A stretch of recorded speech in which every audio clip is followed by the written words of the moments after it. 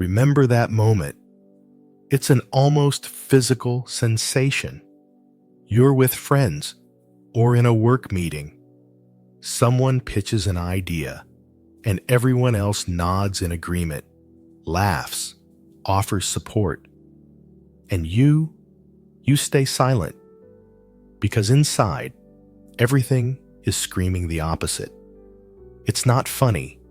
It's fundamentally wrong. It's dangerously stupid. And there it is. That very moment, frozen in time. A fraction of a second during which your brain, like a supercomputer, performs a complex risk assessment. Speak up, object, and disrupt this cozy harmony? Or stay silent, force a nod along with everyone else, and preserve this fragile, illusory world? The words are on the tip of your tongue, burning, straining to get out. But you take a sharp breath and swallow them, feeling them catch in your throat. You choose silence, and nothing changes in the room. But inside you, something breaks with a quiet, dry snap. And here's the paradox. We live in an era where freedom of speech is proclaimed the highest value. We have more platforms for expression than ever before in human history, from social media to personal blogs. Yet we remain silent. Silent about what we really think about politics, about corporate decisions, even about a new movie. Why? Because it's not about laws written on paper. It's about unwritten biological laws of the human pack. Our main censor isn't the state, it's fear, an ancient primal fear that activates our amygdala and is hardwired into our limbic system. It's older than any constitution. The fear of being alone, the fear of being ostracized. This fear isn't your personal weakness or character flaw. It's a clear, socio-psychological mechanism, a ruthless machine that operates subtly but with colossal power. And it has a name given to it by German sociologist Elisabeth Noelle Neumann, the spiral of silence. By the end of this story, you'll understand how it's triggered by a single careless glance. You'll learn to see its invisible gears in everyday conversations and in carefully crafted news headlines. And most importantly, you'll realize why your personal, small, situational silence is far more dangerous than it seems. Because when millions are silent, their collective silence becomes a deafening weapon capable of changing reality. Imagine you walk into an unfamiliar room, full of people. Before you say a word, your brain instinctively does one thing. It scans. It doesn't build logical chains. It doesn't consciously analyze. It feels. It picks up on the tone of conversation, the speed of speech, the micro-expressions on faces. It notices which joke gets the loudest laughs and which causes an awkward pause. It sees subtle nods of approval or furrowed brows that last only a fraction of a second. It reads the atmosphere to instantly understand what are the rules of the game here, what can be said, and what's better left unsaid to avoid rejection. This ability isn't a unique gift. Every one of us has it. Elisabeth Noelle Neumann gave this built-in mechanism a precise name, the quasi-statistical organ. This is your innate social radar. Quasi, because its data is subjective, imprecise, based on fleeting impressions. Statistical, because it continuously collects and processes information. Which opinion is currently on the rise and seems safe, and which is losing popularity and becoming toxic? Its sole purpose is to protect you from the ultimate social catastrophe, expulsion from the tribe. But what if this hypersensitive radar can be fooled? What if a powerful false signal is directed at it? In the 1965 West German elections, supporters of the CDU party were convinced until the very last day that they were in the overwhelming minority, and they behaved accordingly, quietly. They didn't put up campaign posters, didn't argue in pubs, didn't wear their party's badges. Why?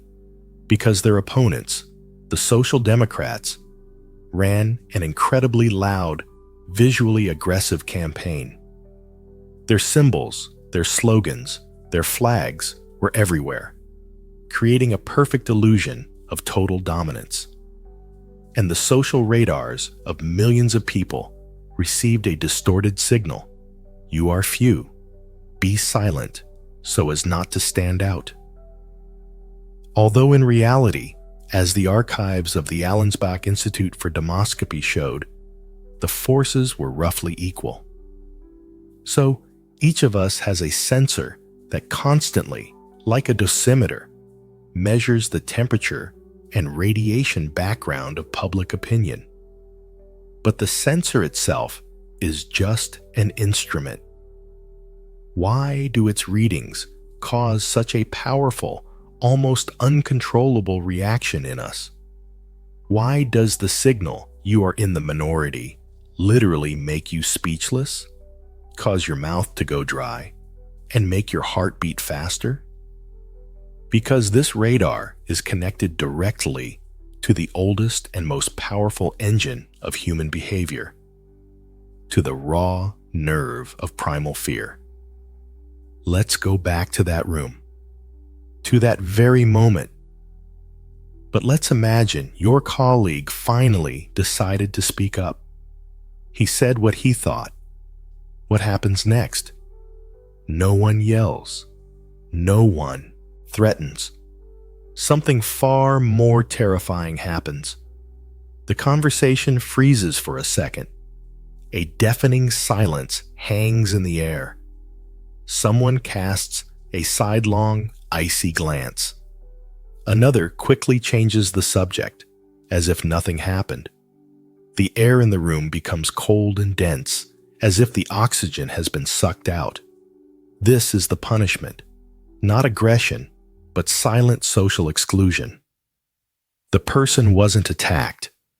They were simply erased from the circle of insiders. This is what triggers our main biological switch, the fear of isolation. For our distant ancestors on the savannas, expulsion was tantamount to a death sentence. Alone, you couldn't hunt large game, defend against predators, or survive a cold night. Being accepted by the group meant life. Being rejected meant a slow and agonizing death. Our brains, especially their ancient structures, still operate on this program. We no longer live in caves, but when we feel the threat of social rejection, our nervous system reacts as if it's a matter of physical survival, releasing cortisol and adrenaline. How strong is this fear? Strong enough to make us deny what we see with our own eyes. In the famous experiment by psychologist Solomon Asch, a subject was shown 2 cards. On one, a single line. On the other, 3 lines of different lengths. The task, simple enough for a child, was to say which of the 3 lines matched the first. The answer was obvious, but in the room sat Confederates who, one by one, calmly gave a deliberately incorrect answer. What did the real subject do, feeling their palms sweat? According to Asch's data, about 37% of subjects gave a deliberately incorrect answer, agreeing with the absurd opinion of the majority, simply to avoid being the odd one out. So, we have two elements of a system forming a perfect storm. An internal radar that is hypersensitive to the opinions of others, and a primal fear that forces us to side with the majority, even at the cost of betraying our own convictions. But what transforms this personal, agonizing dilemma into a powerful public phenomenon? What acts as a giant resonator that takes our individual fears and weaves them into a vast, invisible web of silence covering entire countries? We turn on this amplifier every day when we press a button on the remote control. Elizabeth Noel Newman observed this mechanism not in theory, but in numbers. In the cold, ruthless data of electoral polls, where she noticed a recurring anomaly. A few days before elections, there was always a last-minute shift. Voters who had been silent all along, wavering, hiding their views, suddenly flocked en masse towards the party that the media had already declared the likely winner. This is pure survival psychology. A panicked rush. No one wants to be left on the platform with the loser.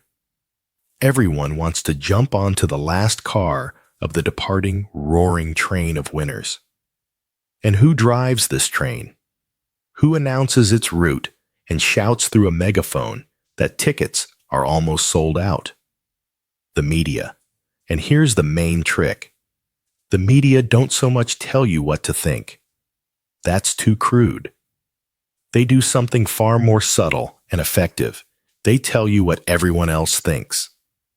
By choosing which topics to give prime time, which experts to invite to the studio, which opinions to label mainstream, and which to dismiss with a contemptuous smirk as marginal or radical.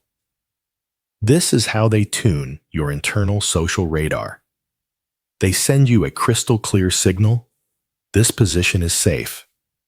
You will be accepted for it. But that one is toxic. For that, you will face icy silence and the label of an outcast. As a result of this continuous, drip-by-drip influence, a dangerous gap emerges. Noel Neumann called it to your eyes, the dual climate of opinion. There is a private climate.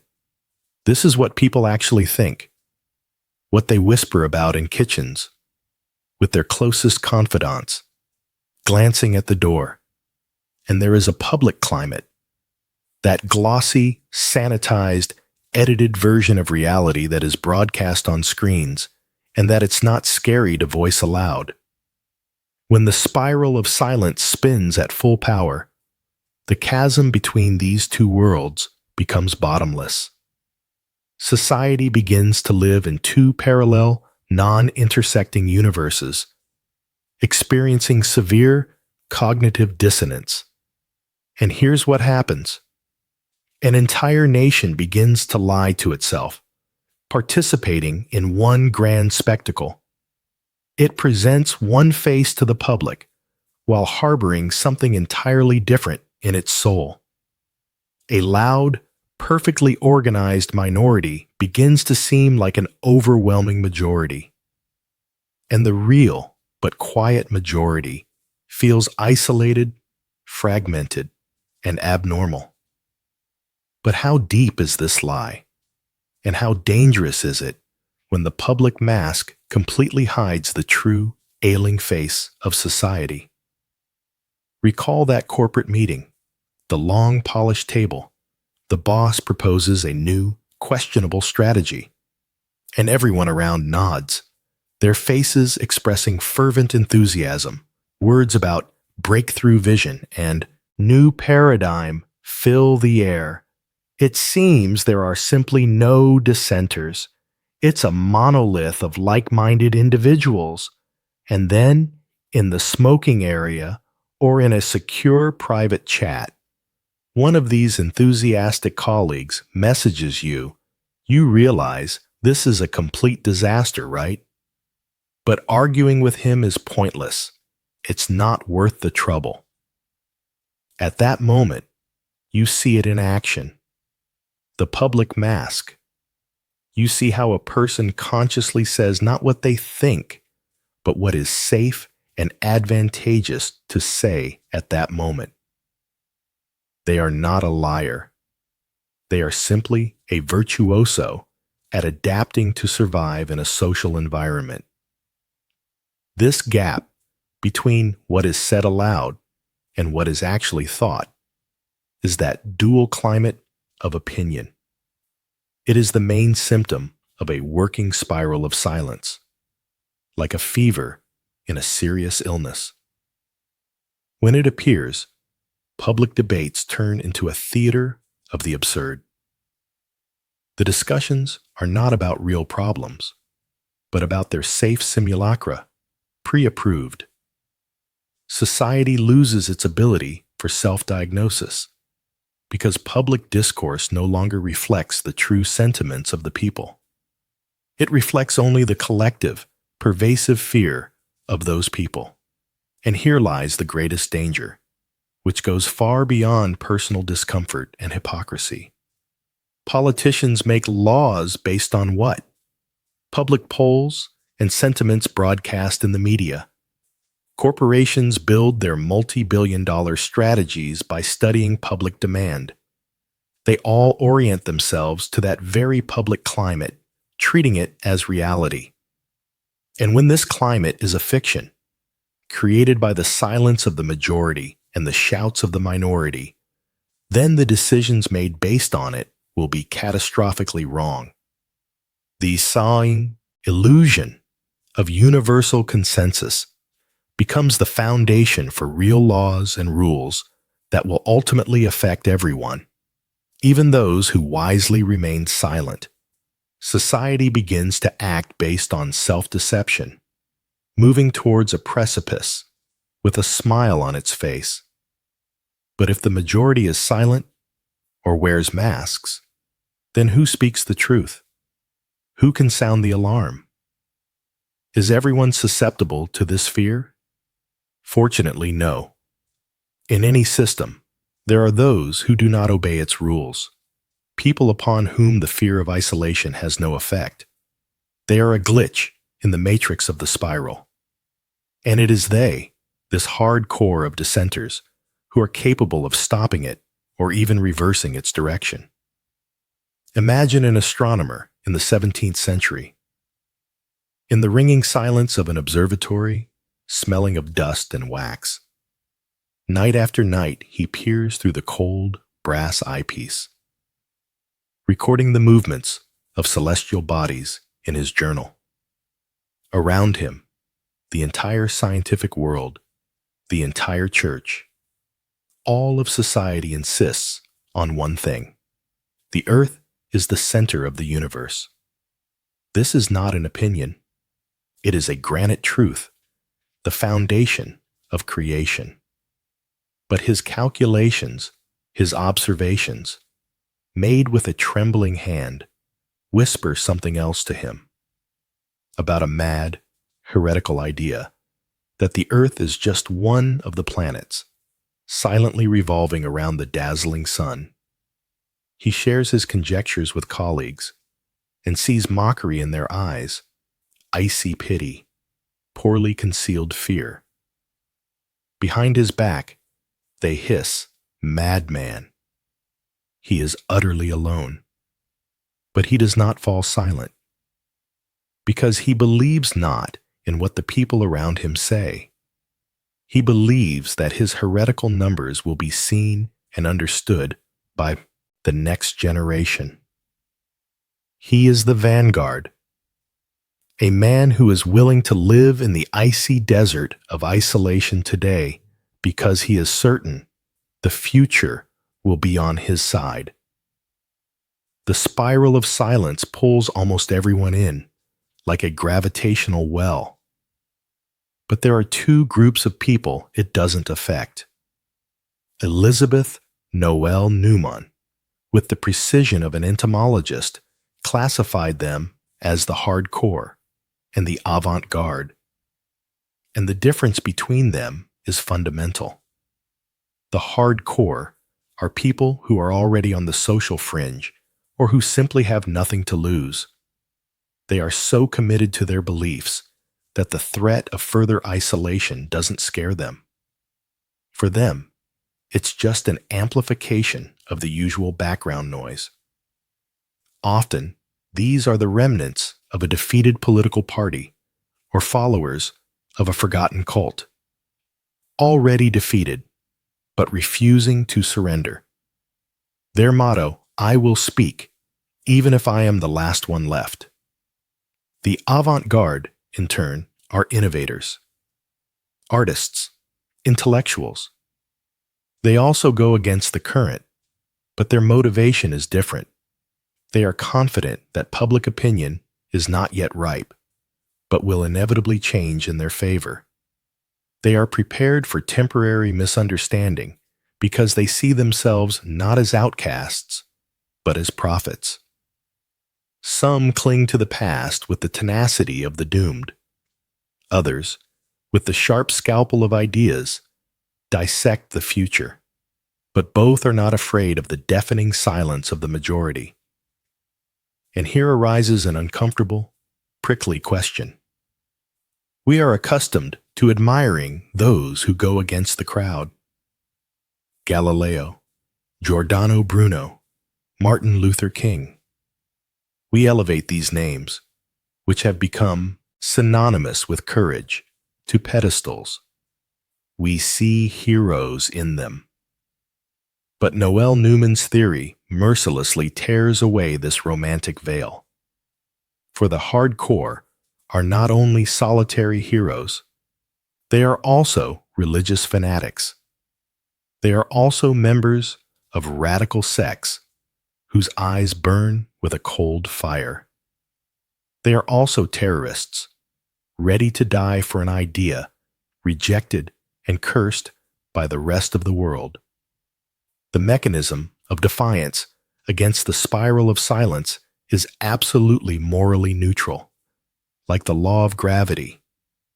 It is defined not by rightness or delusion, but by only one thing: the willingness to endure complete social isolation, the absolute zero of public recognition.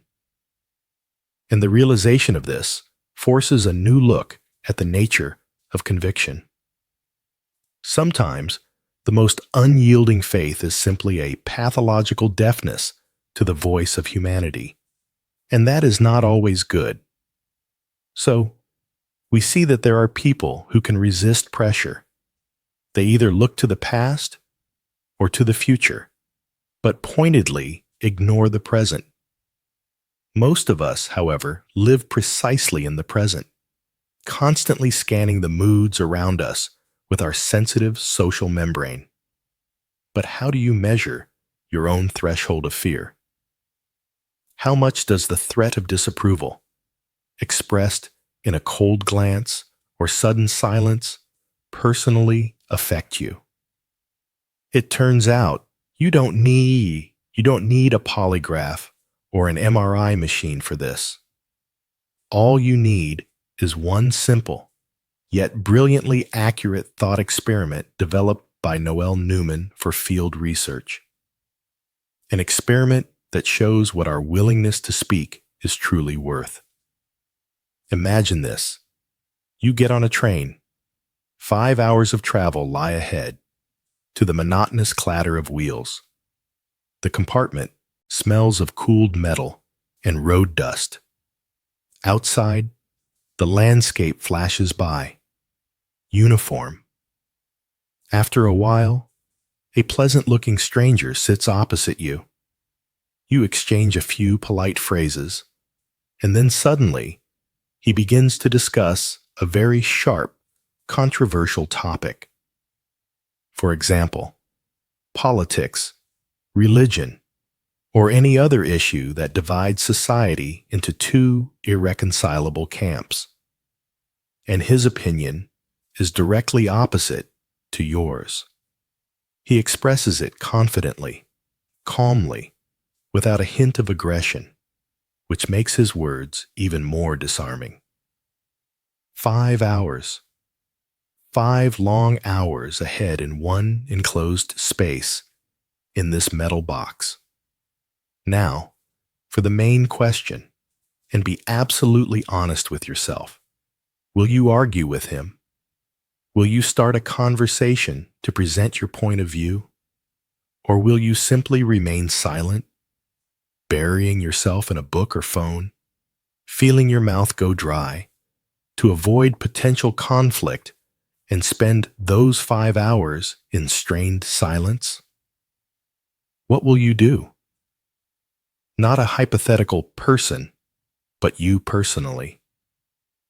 This thought experiment is Elizabeth Noel Newman's famous train test, and its genius lies in the fact that it measures not your convictions, but your willingness to publicly fight for them.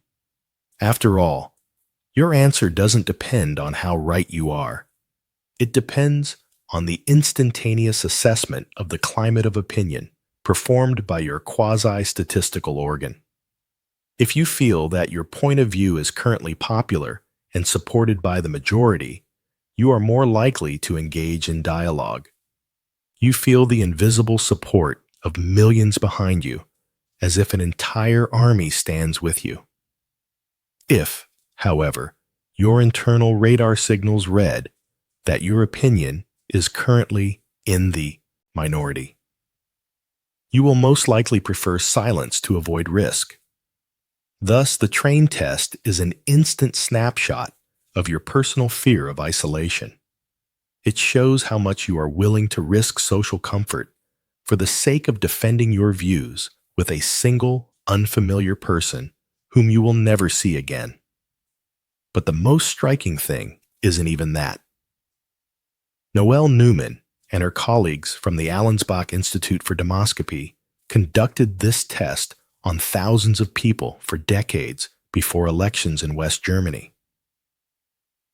And they discovered an incredible thing, confirmed by electoral statistics. The results of the train test predicted election outcomes significantly more accurately than standard sociological surveys. Why? Because a typical survey asks, "Who will you vote for?" This is a passive question. But the train test asks, "Are you willing to publicly speak about your views?" This is a question about the active, kinetic energy of opinion. It turned out that elections are won not by the side with more silent supporters, but by the side whose supporters speak louder and more confidently, creating the appearance of dominance and initiating the very spiral of silence in their favor, as happened in the 1965 election. This simple test measured not just opinion, but its will to win and expand. We've dismantled this invisible machine of social control piece by piece. We've seen its engine, the primal, animal fear of isolation, its navigation system, its gyroscope, the quasi-statistical organ, its powerful megaphone, the mass media. We've even found those immune to its operation and gained a tool for personal diagnosis. Precise as a surgeon's scalpel. Now we know how it works. The last, most acute, and most important question remains. Knowing the code of the lock, knowing how this silent trap is constructed, can it be broken? Let's trace the entire chain. Here's how it happens, step by step, relentlessly, like clockwork. First, your innate social radar, like a seismograph needle, continuously scans the environment, trying to determine which opinion is becoming dominant. Second, as soon as you feel your views are in the minority, the fundamental hardwired fear of isolation kicks in. The panicked terror of being rejected by the pack. Third, this fear, this surge of cortisol, compels you to remain silent about your true convictions in the public space. Fourth, the mass media, consciously or not, pick up and amplify the appearance of the popular opinion, making it even more ubiquitous and deafening. Fifth, the more dissenters remain silent, the louder and more monolithic the voice of the majority seems. This creates the illusion that almost no dissenters are left. The spiral takes another turn, tightening ever more, like a noose, squeezing the last remnants of oxygen from the space for discussion. Now, let's return to that person, to you. In that moment, at the table or in the meeting, you remained silent, even though you fundamentally disagreed. But now you know. You understand that your piercing feeling of loneliness might have been an illusion, an elaborate staging. And here you are again in a similar situation. Again, an opinion is voiced that seems wrong to you, and everyone around nods in agreement. You feel that familiar cold in your stomach. Your neck muscles tense.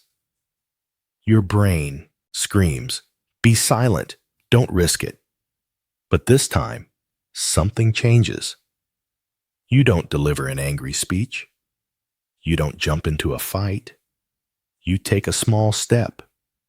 You calmly ask a clarifying question. Or you say a simple phrase. And your voice, perhaps slightly trembling, sounds deafeningly loud in the ensuing silence. That's an interesting perspective. I, however, think a little differently. You're not trying to convince anyone, and you're simply asserting your presence. In this moment, you don't change the world, but you break your personal spiral of silence. And suddenly, there's a little more air in the room, as if someone opened a window. And here is the final, perhaps most important thought. The goal is not for society to turn into an endless, deafening argument. A Tower of Babel, where everyone is obliged to shout their opinion. That would be unbearable. The goal is different. It's in the simple realization that the spiral of silence exists. The very knowledge of its mechanism is already liberating. It's like gaining the ability to see the matrix. Understanding that your feeling of "I'm the only one who thinks this way" might not be a reflection of reality, but a result of powerful social pressure. That is the key to the cage. True freedom of speech is not the obligation to always speak. It is the ability to make a conscious choice, to speak or to remain silent. A choice based not on irrational, animal fear, but on a sober assessment of the situation. It is a transition from reflex to will, and that choice is now yours. And finally, take a moment to reflect.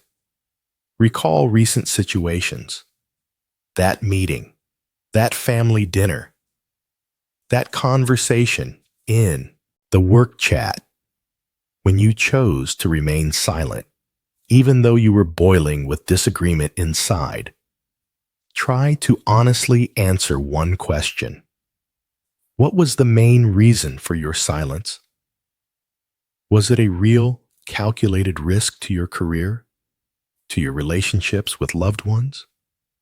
Or was it that vague, irrational fear of simply appearing to be the odd one out, of disrupting the general, oh-so-comfortable consensus? If the former, it was a cold calculation of a strategist. If the latter, it was the instinct of prey, frozen at the sight of a predator. What was it for you? Strategy or fear? Only you know the answer.